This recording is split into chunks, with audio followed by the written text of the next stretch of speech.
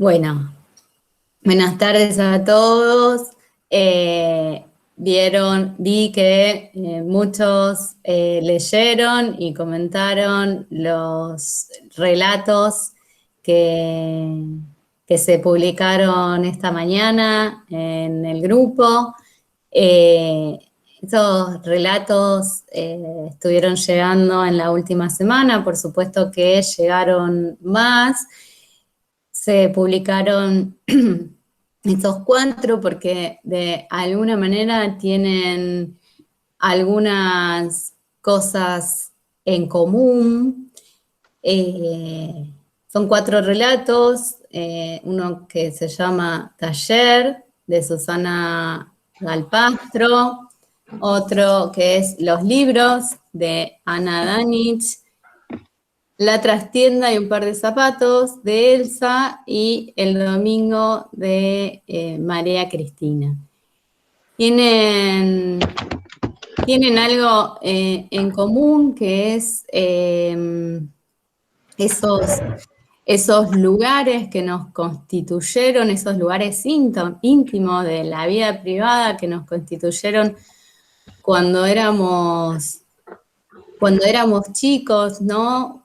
Y también se relaciona mucho, por lo menos tres se relacionan con los oficios o los trabajos que tenían nuestros padres y cómo esos oficios nos fueron conformando también a nosotros en nuestra subjetividad a través de experiencias y de ese contacto también con lo que podían ser los objetos de ese oficio, de ese trabajo, de ese lugar de trabajo. Voy a invitar a los autoras de esos textos a que le pongan su propia voz y los podamos escuchar. El orden es el que ustedes quieran, al que quieran empezar. Abre micrófono, de los demás cerramos.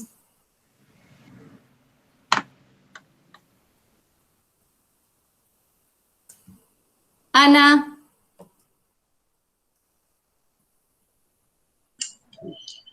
Hola, buenas tardes a todos. Hola. ¿Cómo les va? Bueno, ya que nadie se anima, voy a empezar yo. Me parece muy bien.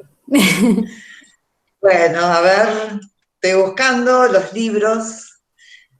No puedo dejar de recordar mi pasado, cuando mi madre, a mi tierna edad de 9 años, sentada en el jardín de mi casa, leía Tabaré, libro de poemas del uruguayo Juan Zorrilla de San Martín, considerado como la epopeya nacional de Uruguay, haciéndome llorar a mares cuando escuchaba el idilio amoroso del indio Tabaré y la española Blanca. Aún conservo ese libro que fue de mi abuelo, también nacido en Uruguay, un libro que tiene más de 100 años, pero que se conserva intacto porque lo he cuidado con el mismo amor que le prodigó mi estirpe de nobleza literaria.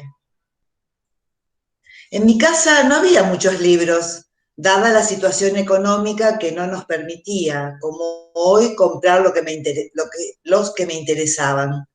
Mi madre fue bibliotecaria y por tal motivo me enviaba todas las tardes a leer a la biblioteca de la Municipalidad de San Lorenzo. Fue en ese lugar, que queda a una cuadra de mi casa, en donde aprendí a disfrutar de la lectura con la misma pasión con que lo hago hoy. Unos años después, mi hermano comenzó a armar su biblioteca personal. Me veo sentada en la mesa de mi cocina a la edad de 15 años, intentando comprender a José Ingenieros. Sé que su pensamiento era positivista. Sin embargo, su libro, La simulación en la lucha por la vida, me obligó a entender qué le deparaba a mi futuro. Por supuesto, no acusé recibo, porque si hay algo que aprendí en este mundo, tan breve que recorremos los seres humanos es a no simular, aunque sé que no hacerlo me costó lágrimas de sangre. Pero ahí, sentada en mi cocina de antaño, me veo con un libro abierto leyendo a los griegos o admirando a Shakespeare, emocionándome con Alfonsina Storni, amiga de mis abuelas, de mis tías abuelas, la grandiosa chilena Gabriela Mistral, la mexicana Sor Juana Inés de la Cruz, la bella Juana de Ibarború y tantos otros amados poetas que fueron formando a través del tiempo mi personalidad dramática. No es necesario explicarlo, porque todos los que me conocen saben de qué hablo. Ya me van a conocer. No necesito cerrar los ojos para recordar a mi profesora de literatura del colegio secundario. Su nombre, Mireya Botone. Más que una maestra, una amiga. Extraordinaria mujer, pionera, innovadora e incansable maestra que a la hora de enseñar dejaba todo de sí a sus alumnos, en especial a mí, porque siempre decía que yo sería escritora. Recuerdo perfectamente que me hacía reír porque en aquellos tiempos no se me ocurría pensar que alguna vez iba a dejar como huella en un papel, mucho menos de vieja, siendo vieja, toda mi pasión y la intensidad de mis emociones. Por supuesto, luego la vida, con sus raras decisiones, me llevó por otro camino. En ese momento yo no lo sabía, pero siempre se vuelve al hogar, ese lugar de dicha y satisfacción que es la lectura, el aprendizaje y por fin la escritura.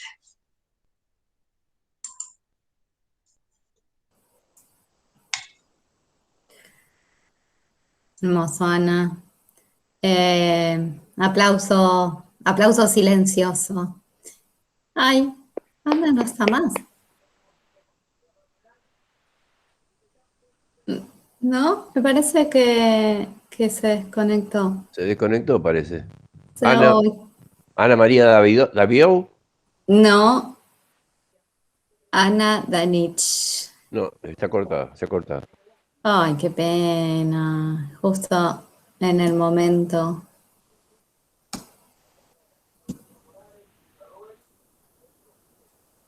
Bueno, seguramente. Ahí está, acá está Ana de nuevo. Ana. Toqué no sé qué. La emoción. Y te fuiste. No, porque no, es la primera vez que hago esto y toqué al lado. Bueno, por suerte volviste justo, te perdiste el aplauso silencioso, pero, pero sí están abiertos los micrófonos para hacerle comentarios, opiniones.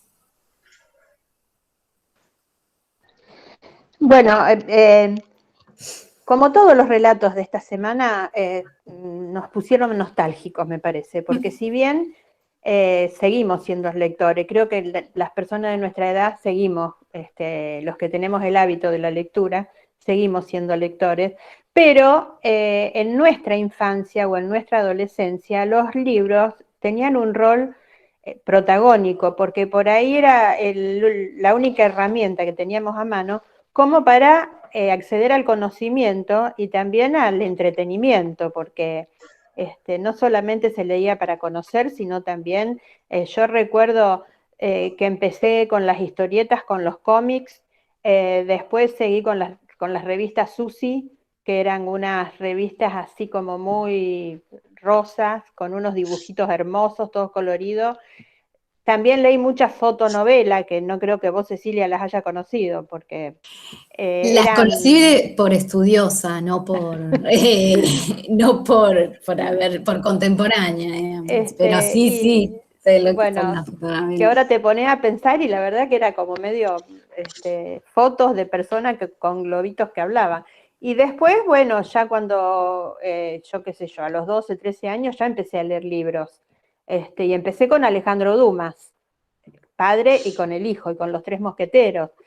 Y a partir de ahí empezaba a conocer mucho de historia, porque aparece en la historia de los reyes, y empezás a investigar si lo que lees en la novela es verdad. Entonces, bueno, no te alcanza lo que tenés en tu casa y justamente vas a la biblioteca.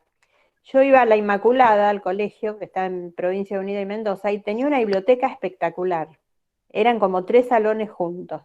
Y me pasaba los recreos ahí buscando, encima te lo prestaban. Entonces te lo llevabas, y había un ida y vuelta. La verdad que fue toda esa etapa para mí, la biblioteca, porque tampoco te daba para comprarte digamos, teníamos un nivel de lectura muy abundante, no te daba para comprarte tanto.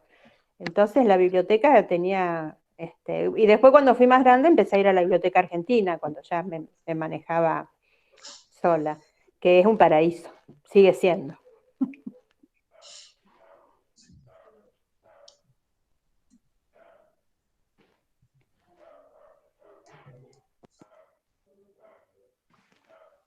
¿Puedo opinar? Daniel Joel, ¿cómo le va? Buenas tardes a todos y a todas. Bueno, me encantó el relato de los libros. Ana, te digo la verdad, me hiciste entrar también en un recuerdo, en cuando yo escribí un tema sobre los libros. No sé si se siente bien. ¿Se siente bien allí? Bueno, sobre los libros de la dictadura, los libros que guardábamos debajo de algo o los escondíamos.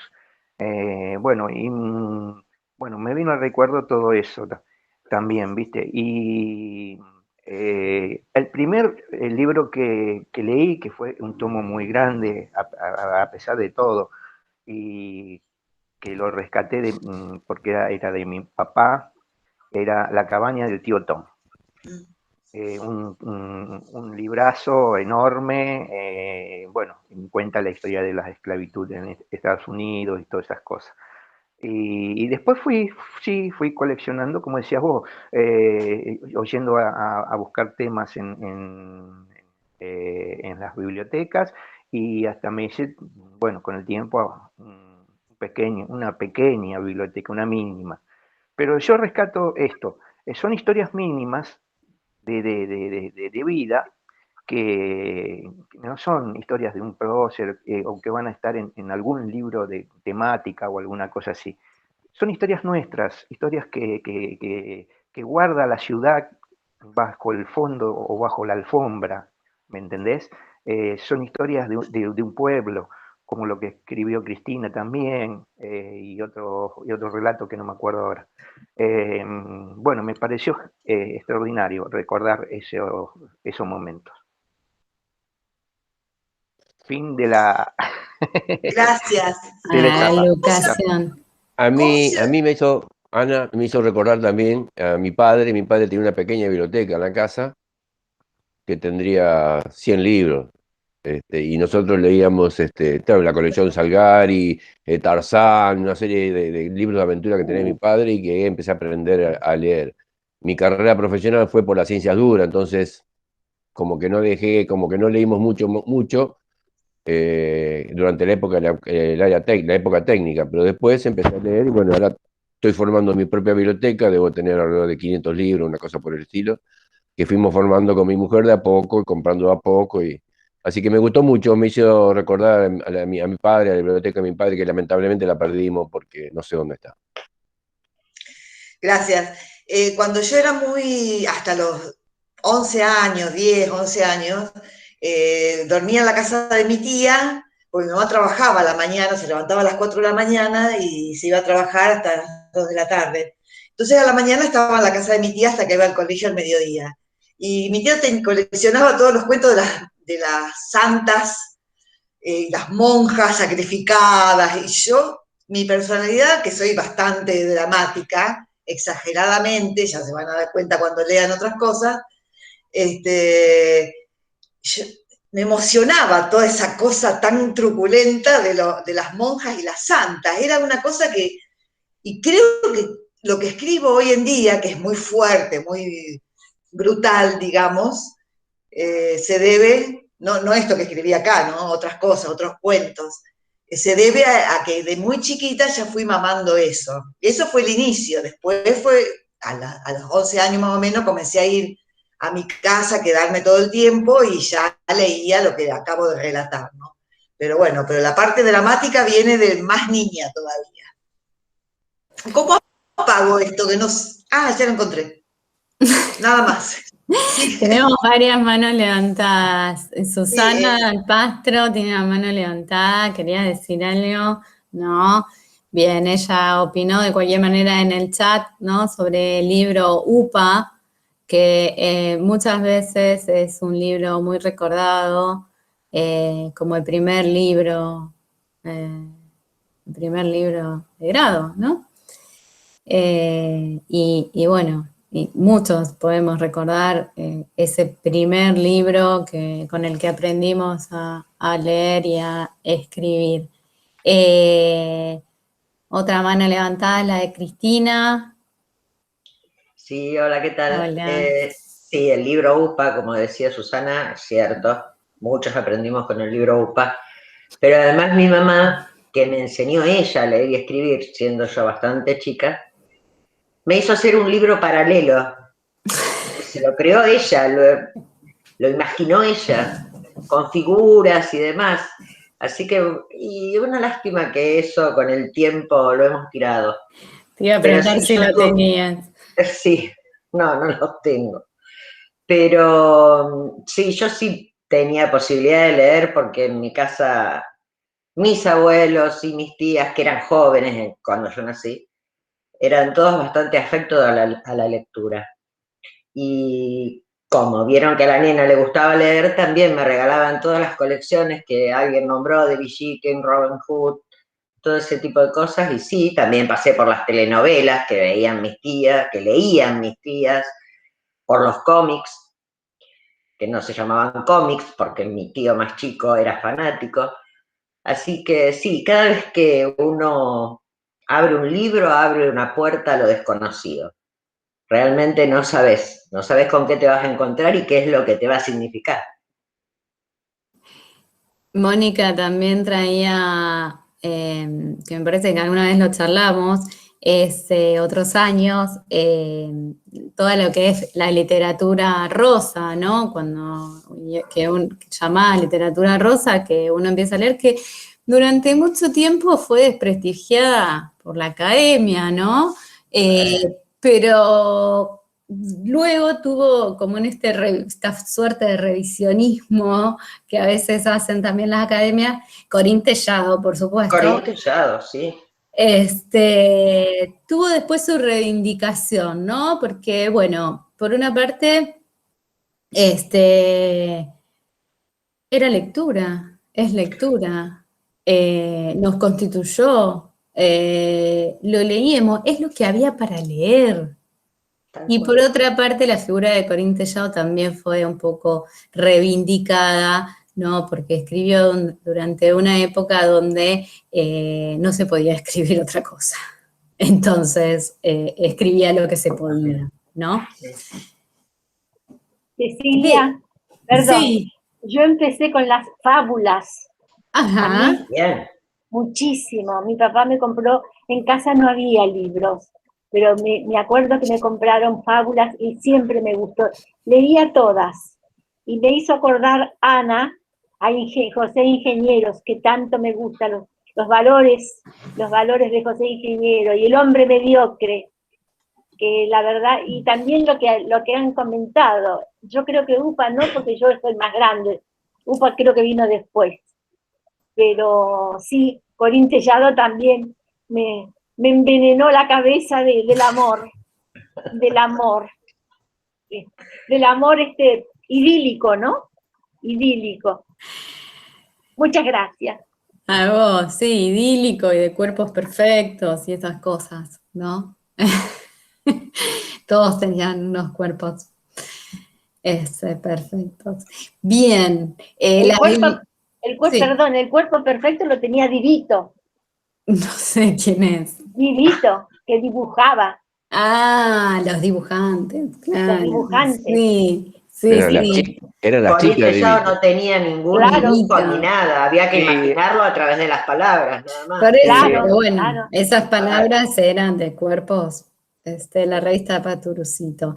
Sí, y también lo que traía un poco Ana con su relato es ir a las bibliotecas un poco familiares o de la escuela, un poco como refugio, ¿no? Como lugar de resguardo ahí donde ir a encontrar alimento también, que es un poco también lo que ocurre en los otros relatos, ¿no? Lugares íntimos, lugares de cuidado, lugares de alguna manera privados, ¿no? Por más que las bibliotecas son públicas, son lugares donde uno está con uno mismo, lugares silenciosos. No sé si alguien quiere agregar algo más sobre el texto de Ana, si no pasamos a otro para poder leerlos a todos. Dice Angélica Brache, ay, no alcancé a leer. A mí me encantó el texto de Ana y me sorprendió todo lo que nos movilizó, todos los comentarios y todos los recuerdos que nos ha traído. Así que, Ana, felicitaciones. Sí, nos movilizó por las bibliotecas, por las bibliotecas familiares también, ¿no? La biblioteca de los abuelos, la biblioteca de los padres, los primeros libros, realmente un texto muy movilizante. Bien. ¿Puedo agregar algo? Sí. A mí, por ejemplo, me gustaba ir mucho a la biblioteca Vigil.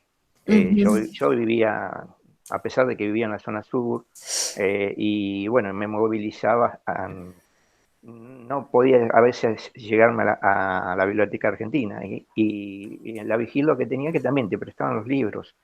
Y eso era una de las cosas que era extraordinario porque lo sentías como tuyo y tenías la obligación de devolverlos después, ¿viste? Bueno, y hasta que pasó lo que pasó, que todos sabemos, luego de la dictadura lo que aconteció, ¿no es cierto? Con esa biblioteca. Pero en realidad, bueno, me hace recordar todo eso. Es un baluarte de todo. Y yo tengo una idea que es, por ejemplo, si quieres vivir y viajar, lees un libro. ¿Tenés ganas de viajar? Lees un libro y vas a ver cómo viajás en el tiempo, o en el lugar, o en el hecho donde estás, y te vas a dar cuenta, siempre y cuando te metas dentro de la, ¿no es cierto?, de la temática. Gracias, Daniel. Antes de pasar a otro texto, Raquel, tenés la mano levantada, no sé si querías hacer un comentario. Raquel Sí. Arroyo. Sí, acá estoy. No, me trajo muchos recuerdos el texto de Ana. Me acordé de las bibliotecas, ¿no? Y de las bibliotecas populares, que creo que ya no existen, supongo que ya no existen. La También de la Cachilo. biblioteca de la escuela. Hay todavía, pero antes había en cada barrio tenías dos, por lo Acá menos. yo vivo, acá está la Alfonsina Storni, justamente, y después conozco la Cachilo. Hay alguna, sí. Yo me acuerdo que iba a la Estímula al Estudio en Arroyito, en la Avenida Alberdi, y también la biblioteca de la escuela, que creo que era un incentivo tremendo para yo iba a una escuela pública, ¿no? Y el incentivo que teníamos era que el que más cuentos para leer se llevaba a la casa, y después a fin de mes tenías el regalo de un libro. Pero no era llevárselo y así nomás, y después devolverlo sin leer. Ibas y la bibliotecaria te hacía alguna pregunta y ya lo tenías que leer, ¿viste? Y vos sabés que yo me acuerdo de mis primeros libritos, que eran unos libritos de cuento, de una colección de animalitos, que me traía mi papá, uno por semana, pero yo no sabía leer. Yo tenía 3 o 4 años y yo no sabía leer. Pero mi papá me los leía, iba dando vuelta a la hoja cuando terminaba y la pasaba, iba a la otra hoja. Entonces yo tenía una memoria impresionante y cuando venía alguien, mi papá le decía, Raquelita lee, era así yo la que, viste, la que tenía que demostrar que era la mejor. Entonces yo me ponía a leer el cuento y la gente se asombraba porque yo te juro que tendría 3 años, ni siquiera sé si lo recuerdo, es que me lo contaron mucho esto, ¿no?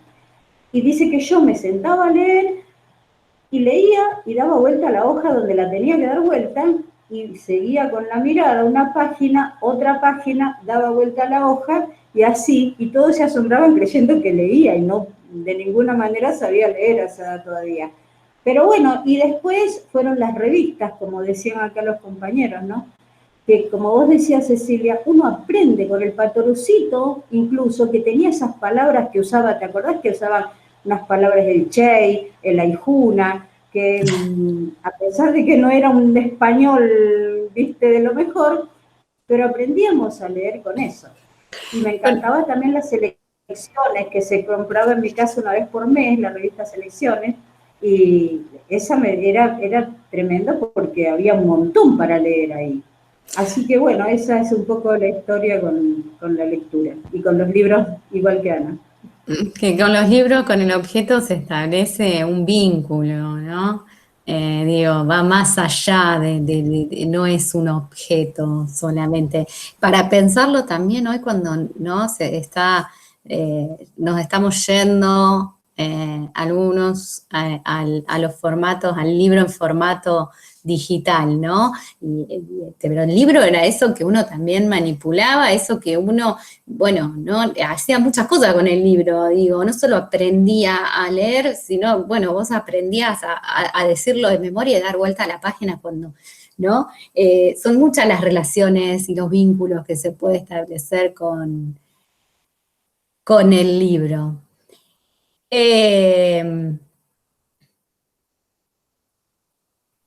Susana Alpastro dice que no quiere leer, que no le gusta, no obligamos a nadie acá, aunque te decimos que nos gustaría mucho escucharte. Acá sí en los comentarios de todos esos libros, Mujercitas, en toda esta conversación paralela en el chat. Elsa, no sé si está para leer el texto, La trastienda y un par de zapatos. Sí, estoy. Hola. Te escuchamos. Hola, buenas tardes a todos y todas. Bueno, yo iba a decir de los libros parecido a todos, UPA, Corintellado, Selecciones, pero el que me inició en la lectura fue un libro que gané en un concurso literario en la escuela. Quisiera saber hoy todavía qué habré escrito para que me regalen un libro. Se llamaba Maite y el ídolo egipcio. Lo perdí, no sé dónde está. Y bueno, y hablando de bibliotecas, esta tarde dediqué la tarde a acomodar la biblioteca de mi casa, gran trabajo porque hay infinidad de libros, y fui separando, bueno, este no lo doy, este lo doy. Bueno, en conclusión no voy a dar ninguno, me los voy a quedar a todos porque todos tienen algo que me interesa y son míos y los compré y los quiero y los disfruto, los presto. Me gusta mucho si alguna vez alguien me los devuelve y si no, digo, bueno, algún otro se estará nutriendo con la lectura del libro. Ahora les voy a leer lo que escribí, hablando de oficios y de infancia. La trastienda y un par de zapatos. Ni la favorita ni Falabella. La tienda de mi infancia se llamaba Santa Rita. Para quien no conozca mi pueblo, hoy ciudad de Suardi, tampoco debe saber de qué estoy hablando. La Santa Rita fue durante muchos años la tienda de mi papá, inaugurada en el año en que yo nací. Adivinen. Y adivinen también mi segundo nombre. Era mi refugio y pasatiempo favorito. ir a ver a mi papá en su trabajo. De ahí fue que heredé el gusto por los negocios. Llegué a conocer a su lado las cosas de la tienda y realizar los quehaceres acordes a mi edad. Contar botones, cosa que odiaba, separarlos por color, clasificar cierres por su largo, enrollar cintas, etc. Todos pequeños trabajos, obvio que nadie quería hacer. Lo más interesante era la trastienda, lugar al que podía acceder cuando quisiera, porque ahí mis juegos de niña no interferían con su trabajo. Me gustaba mucho ir los días de lluvia. Era seguro que en esos días encontraría a mi papá en la trastienda haciendo otra clase de trabajo que no fuera atender a los clientes. Y podía prestarme más atención. Recuerdo muchas cosas que se guardaban allí. Cajas redondas, enormes, con sombreros de ala ancha, rollos de telas de la temporada anterior, cajas con cosas pasadas de moda y un largo, pero largo mostrador que mi papá usaba para poner el precio a la mercadería recién llegada. Y por qué no, actualizar otros precios. ¿Y el par de zapatos? Ahora les cuento. Mi padre me subía al mostrador, me hacía parar sobre un papel y calcaba la forma de mis pies. Luego ponía el dibujo en un sobre, lo enviaba a una fábrica de zapatos muy reconocidas, incluso hasta en la actualidad. A los pocos días llegaba una caja que contenía los zapatos Guillermina, negros o marrones, que utilizaría para ir a la escuela. Mi madre me enseñó a lustrarlo todos los días. Invariablemente debían durar todo el año, así que era cuestión de cuidarlos. Y eso me hace pensar, ¿qué ocurriría si el pie crecía en demasía, perdón? ¿Me habrá comprado otro par? Es probable. Me parece recordar que iba rotando el color de negro a marrón y viceversa. Cerca de las fiestas navideñas repetía la misma operación. Calcar, ensobrar, enviar, pagar, retirar, encomienda con zapatos. Pero esta vez los zapatos eran blancos gamuzados, que invariablemente mi madre, junto a un nuevo vestido y 2 coletas en el pelo, me los ponía el día de Navidad, para que vaya a tomar un helado. Los años pasaron, mi pie creció, cambié de nena a adolescente y ya no hubo zapatos de trastienda, solo brillan en mi memoria.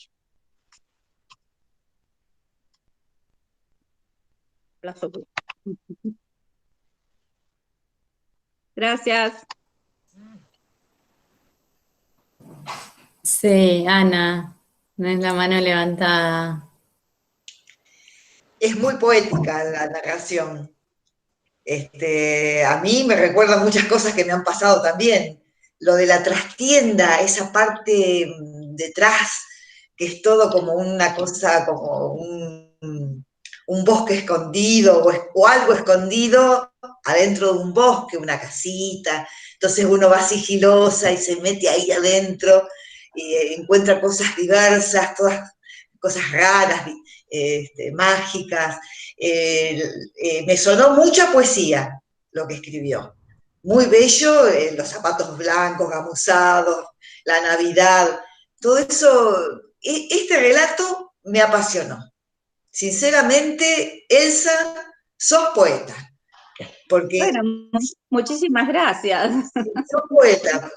Me encantó porque me sentí como que me metía dentro de todo lo que ocurría, porque yo también viví cosas similares. El tema ese de la trastienda, toda la cosa media así, oculta, y todas esas cosas a mí me encantan. Muchas gracias, Ana. Muchísimas gracias. Okay. Muy bonito, perdón, muy bonito, Elsa, me hiciste acordar porque es una mercería, no sé cómo ustedes le llaman en Rosario, es una mercería. No, yo soy de un pueblo del interior, se llama Suardi, y era un pueblo chico. Sí. Pero digo el local, porque yo siempre cosí de chica, de joven, entonces todo eso lo conozco, los cierres, me has hecho acordar a todo eso, sí, eso. había de todo, había cierres, había Claro, botones, estaban las sí, telas, claro, las lanas, miles de cosas. Era una tienda muy grande, muy claro, grande. claro. Nada Muy, parecido a lo que hay en Rosario. Una tienda, pero de pueblo. Un negocio muy bonito, muy Gracias. bonito, muy bonito. Muchas gracias. No, esto también trae como recuerdo la vida en los pueblos. Es decir, no se iba a la zapatería a comprar zapatos porque no había probablemente zapaterías, había que encargarlas a la ciudad, ir a buscarla o traerla con el comisionista o encargarla y recibir. Y todo ese manejo de los pueblos, la gente que vivió en la ciudad no lo conoce. Es la compra online que se hace ahora. Era compra la Sí, yo no tenía mercería nadie a mi alrededor, pero en aquella época sí es verdad, cosían mucho las señoras de la casa, así que en todos lados, en las casas de mis abuelos, en mi casa, había botones, cierres y todo ese tipo de cosas, y yo armaba mi propia mercería para vender, de mentira, obviamente, para jugar. Y sí, me acuerdo de todo ese tipo de cosas realmente, y lo de los zapatos.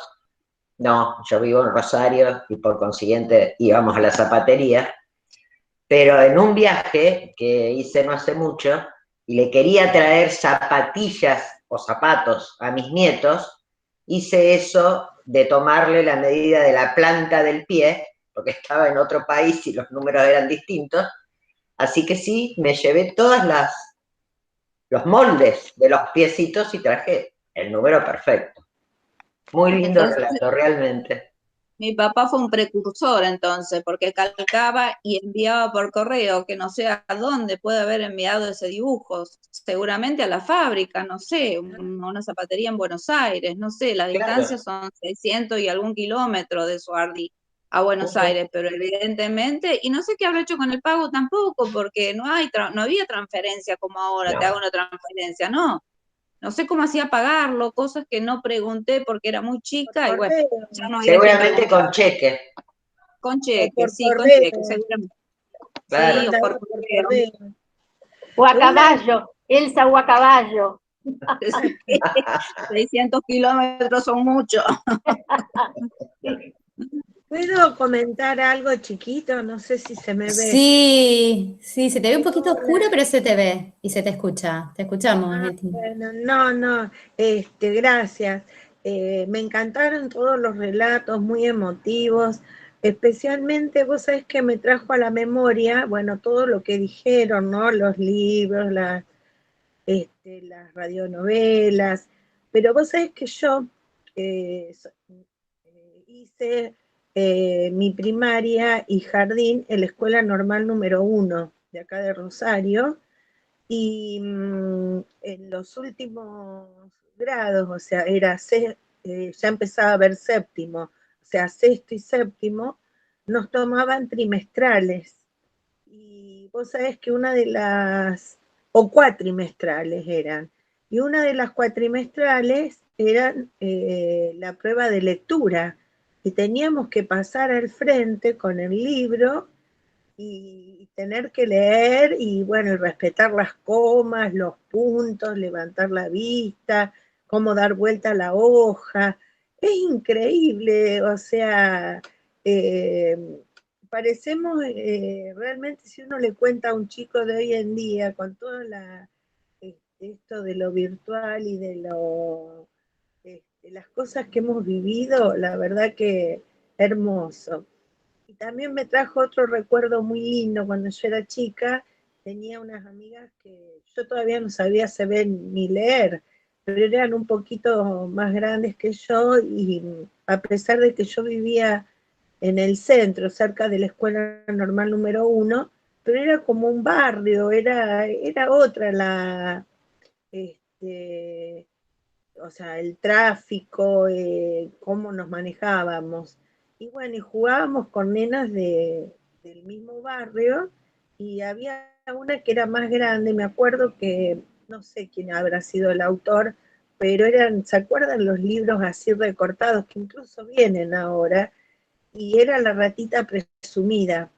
Y entonces, como yo siempre fui romántica, así, de las novelitas rosas, como dijiste vos, me encantaba escucharle y siempre le volví a pedir que me la cuente, que me lo lea, que me lo lea, que me lo lea. O sea, la fantasía, la imaginación que uno ponía en esos momentos con respecto al libro. No, eso era lo que quería acotar y que bueno, hoy me trajo este recuerdo tan lindo, pero que me asustaba mucho porque era feo pasar al frente con respecto a la cuatrimestral y te evaluaban como leías. Era como matemática, como escritura, ¿viste? Era como una materia más. Gracias, Betty. Graciela Pereira, tiene una mano levantada. Sí, hola a todos. Quiero hacer un breve comentario. Me encantó lo que relató Ana y que lo relató tan lindo, y también lo que relató Elsa, y me asombra y me gusta cómo uno en algún lugar llega a estar identificado con algún recuerdo que es de otro, ¿no? Por ejemplo, de Ana, recordé que mi abuela contaba que fue amiga de Alfonsina Storni, que cabalgaban juntas. De Elsa, que bueno, también me pasó como Cristina, que hice los moldes de los piecitos de mis nietos, porque cuando me fui afuera quería traerle hojotas y me resultó la mejor forma. Bueno, me encanta este complemento a través de distintas vivencias. Pero aparte quiero decir algo que no es tan literal, que es la cuestión de la tecnología. No puedo escribir por primera vez, no puedo escribir. Escribo y no puedo enviar. No sé qué me está pasando. Si ¿En el chat? Me a resolver mi dificultad técnica. Estás en una computadora, no en un teléfono. Sí, en una computadora como siempre. Y es la primera vez que escribo y no puedo enviar. Y no sé si escribís, pero no puedes escribir, aparece. Sí, aparece, pero no se envía. Bueno. ¿Y apretás en Enter? ¿Intro? Sí, y no sé qué pasa, ¿no? Tuve que entrar más tarde, a lo mejor es por eso, no sé si no me conectó. No. Bueno, ya se solucionará. Graciela, sí. Graciela, desde la computadora, fíjate, porque a veces con el Enter solo no es suficiente para que se envíe el mensaje. Al lado de lo que escribís hay una flechita que se va a poner como celestita, creo, o algo así, porque quizás no lo tenés como para que se envíe con el Enter. Quizás apretás esa flechita, si podés probar ahora, a ver si podés escribir. Sí, intenté varias veces, me parece como de agua, no activaba la flechita, es una cosa nueva que me está pasando. A ver, pruebo con fíjate que la flechita se activa cuando vos empezás a escribir. Ahí te va a aparecer en verde o celeste, algo así. Perdóname, Graciela.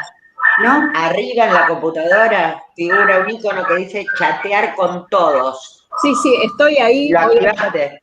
Sí, ya es lo primero que... Es raro, es la primera vez, estoy haciendo igual que siempre, pero bueno, ya investigaré en otro momento, no quiero detener la clase, ya se irá a resolver. Hablé por eso. Y gracias a todos, porque también recordé que a los 15 años escribí en una revista que se llamaba Cristina, hice un poema que fue publicado y que me encantó.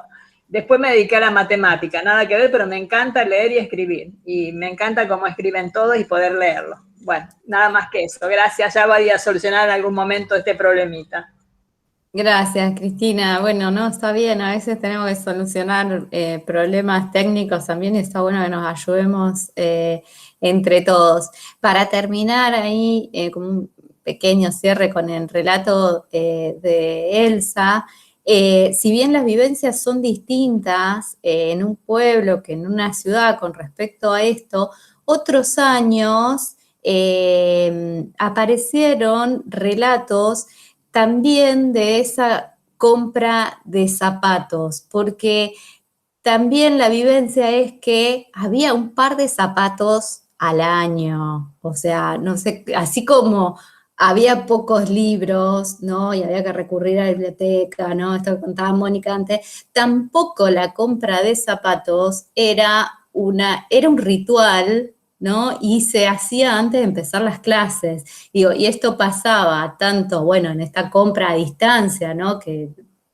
se daba en un pueblo, pero en la ciudad, lo que muchos relatos de otros años traen, es que era un ritual que se hacía antes de empezar las clases y había un par de zapatos, no había zapatos por temporadas y todo, como vino después el consumo un poco más masivo. Así que hay vivencias ahí que de alguna manera son similares.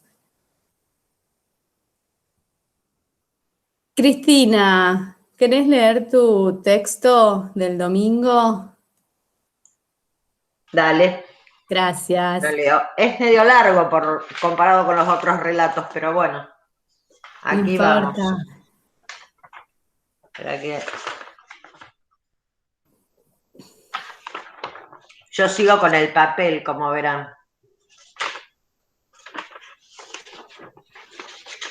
Tiene su encanto el papel. Tiene su encanto el papel. Tiene su encanto el papel. Bueno, el domingo, día de la familia. Domingos eran los de antes. ¿Frase cargada de nostalgia? Es posible, aunque no es un sentimiento de pena o melancolía que me lleva a pensarlo. De ser así, caería en la otra mentirosa máxima que asegura que todo tiempo pasado fue mejor. Tampoco es cierto que el presente sea un lecho de rosas. Los extremos tienden a ser exagerados y acomodan sus puntos desdibujando la realidad. Pero los domingos de mi infancia sí eran perfectos. Poblados de aromas, sabores, colores, risas y paseos. Mi papá nos decía que el domingo era el día de la familia. Y él y mamá se las ingeniaban siempre para hacer de ese día algo especial. Despertábamos con un olorcito a salsa que invadía todos los sentidos. Mamá comenzaba a cocinar temprano, generalmente pastas, canelones rellenos de espinaca y seso, receta que había aprendido de mi abuela paterna, ñoquis o ravioles caseros, un delicioso estofado o sus inigualables albóndigas.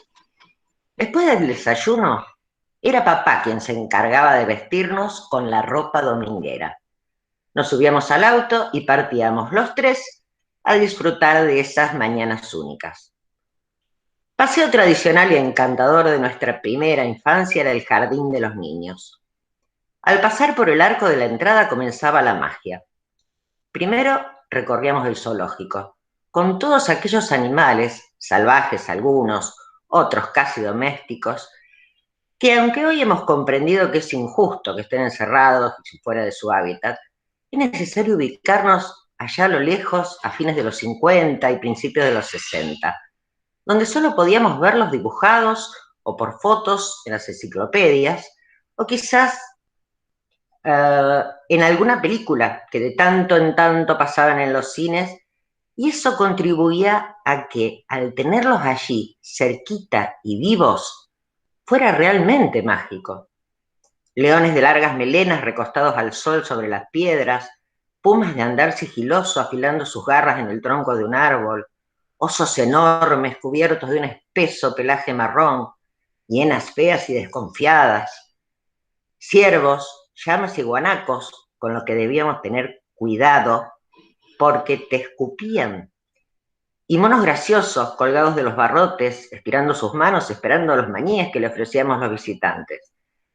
El gran jaulón con las aves rapaces, que por cierto me daba miedo y hasta un poco de rechazo.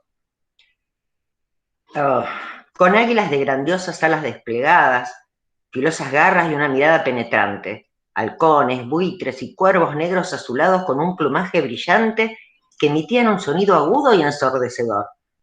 Sí, era una aventura. Aquellos dibujos de los libros cobraban vida. Después corríamos a subir a la montañita y por fin a los juegos. Primero las hamacas, asientos de madera y gruesas cadenas a las que me aferraba muy fuerte para sentir que volaba hasta casi tocar las ramas de los árboles. Seguía el caballo, también de madera, que se movía de lado a lado.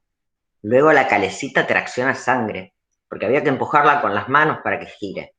Y por fin, el gran tobogán altísimo, al que trepábamos por una larga escalera caracol, y cuando llegabas arriba no había lugar al miedo, te tirabas sí o sí. Recorríamos también el Museo Histórico, que ya desde la entrada misma impactaba con sus cañones y el enorme meteorito en uno de los lados sin que pudiéramos comprender cómo esa piedra hubiese caído del cielo. Otros domingos, el lugar a visitar era el Monumento a la Bandera. Correr por las escalinatas, rodear la llama votiva en homenaje al soldado desconocido, la sala de las banderas que ya desde pequeña me parecía un lugar majestuoso. Y por fin subir a la cima del monumento, desde donde podíamos notar la inmensidad de la ciudad y el largo serpentear del río Marrón salpicado de verdes islas. De regreso a casa, la parada deliciosamente obligada era la panadería y confitería El Peñón, en calle Balcarce, para comprar algunas veces chajá y otras merengues con dulce de leche o crema chantilly, el gran broche de oro después de saborear las pastas de mamá. Por las tardes, si no visitábamos a los abuelos, salíamos los 4 juntos, de tour turístico o city tour, como lo llamamos ahora, para conocer a fondo la ciudad y los alrededores. Un día Barrio Alberdi, La Florida, Parque Alem, otras veces a la zona sur, las hermosas casonas de calle Arijón, el frigorífico Swift y el barrio de los obreros que en él trabajaban. Las barrancas de Avenida Belgrano, la Estatua del Sembrador. Ingresábamos al puerto, grúas enormes, barcos cargados de cereal y ese olor muy particular. Las banderas de todo el mundo flameando en las cubiertas y los vagones de los trenes que en aquel entonces llegaban hasta la vera del río. Otras veces nos adentrábamos en barrio Fisherton, con sus bellas casas y arboladas calles y el exclusivo Jockey Club. Eran realmente pequeños recorridos turísticos y culturales, ya que papá y mamá nos contaban todas las historias que ellos conocían de estos lugares, quiénes habían habitado esas zonas por primera vez, cómo se unieron a la ciudad de Rosario, siendo que en principio fueron pueblos separados. El recorrido del arroyo Ludueña por un lado y el Saladillo por el otro eran los que delimitaban muy antiguamente la ciudad. Si el domingo amanecía lluvioso, no había paseo, pero el día de la familia se cumplía. Por las mañanas, sobre la gran mesa del comedor, se desplegaban los juegos de mesa. El ludo, las damas, ajedrez, el juego de la oca, el dominó que mi bisabuelo trajo de España, cuyas piezas de marfil eran una joya. Recuerdo uno en especial que me apasionaba, las rutas nacionales. El tablero era un mapa enorme de Argentina, donde además de recorrer con las fichas las verdaderas rutas nacionales existentes en aquel momento, también cruzábamos las zonas agrícolas y ganaderas, las montañosas, las desérticas y las selváticas, las principales ciudades y las más turísticas. Y papá, que ya conocía buena parte del país, nos iba contando anécdotas de algún viaje con los abuelos o detalles de ciertos paisajes que le habían impactado. Y cada vez que jugábamos afirmaba que nos iba a llevar a conocer todos esos lugares. Y lo cumplió. Cuando teníamos entre 8 y 10 años, más o menos, los paseos domingueros ampliaron sus horizontes y salíamos a recorrer pueblos y ciudades fuera de Rosario.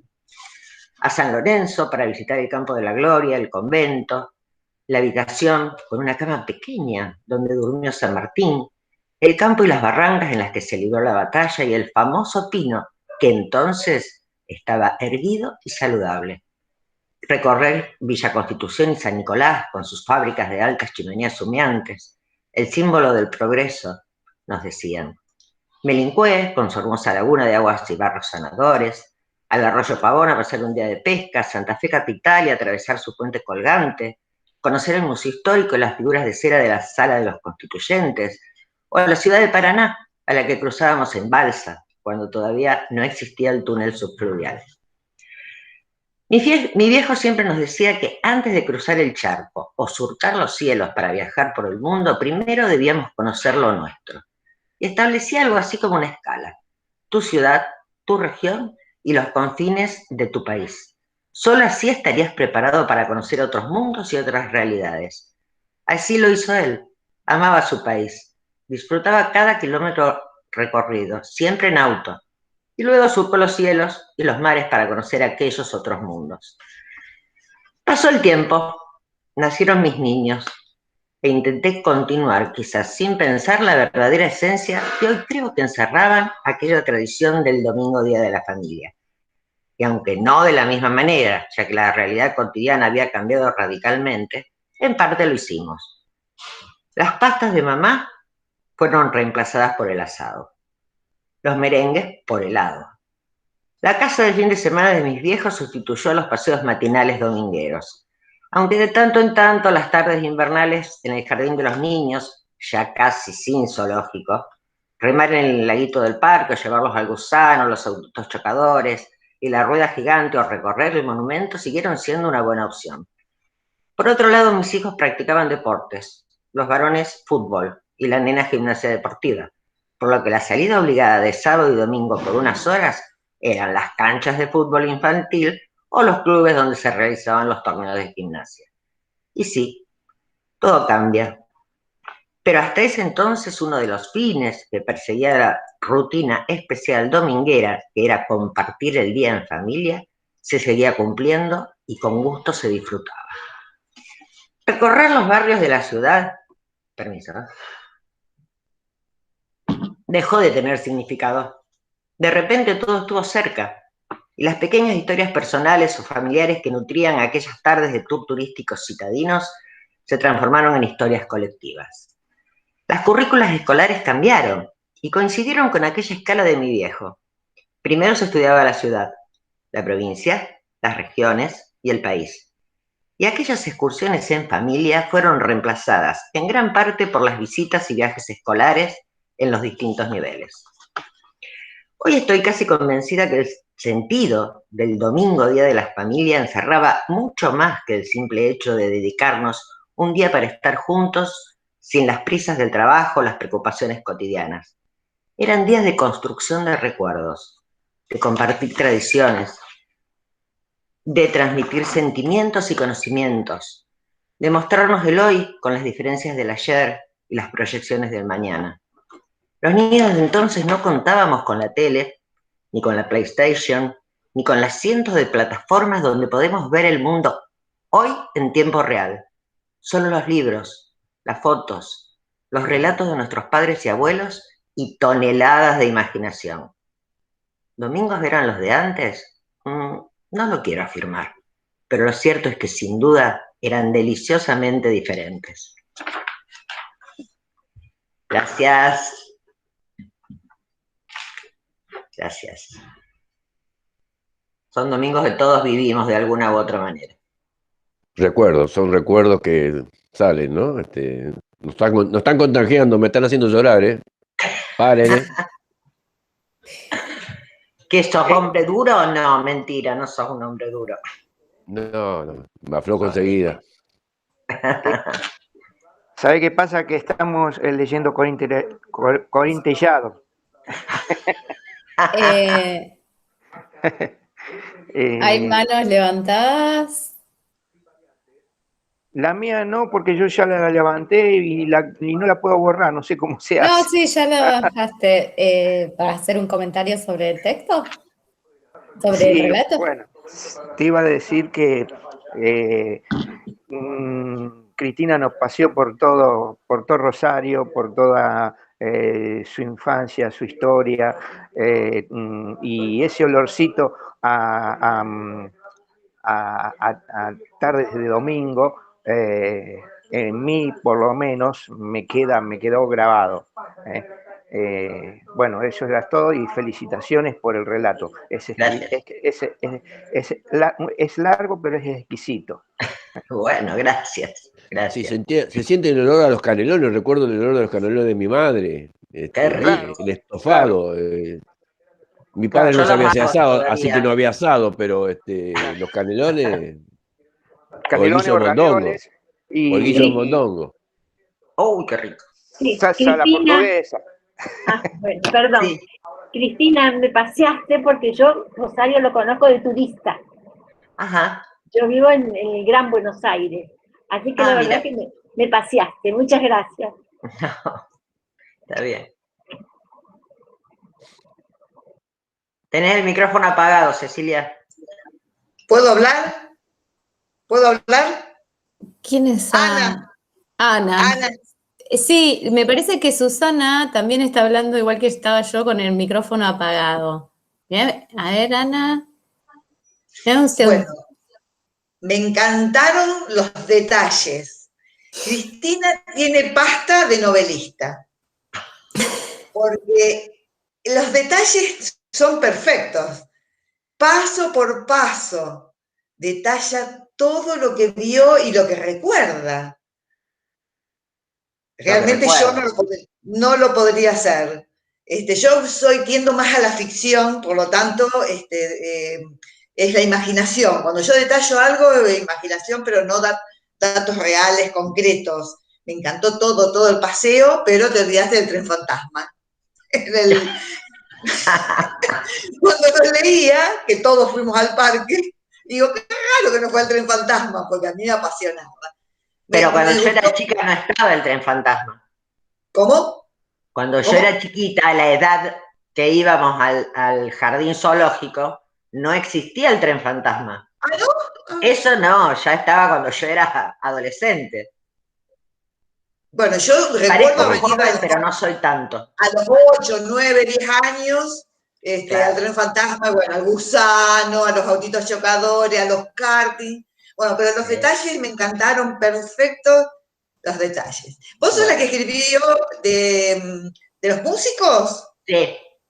Sí, se nota que sos novelista. Bueno, nada más. Gracias, Ana. Susana Olivera tenía la mano levantada. Ahí está, Susana. A ver si te podemos escuchar. Tenés el micrófono silenciado, Susana.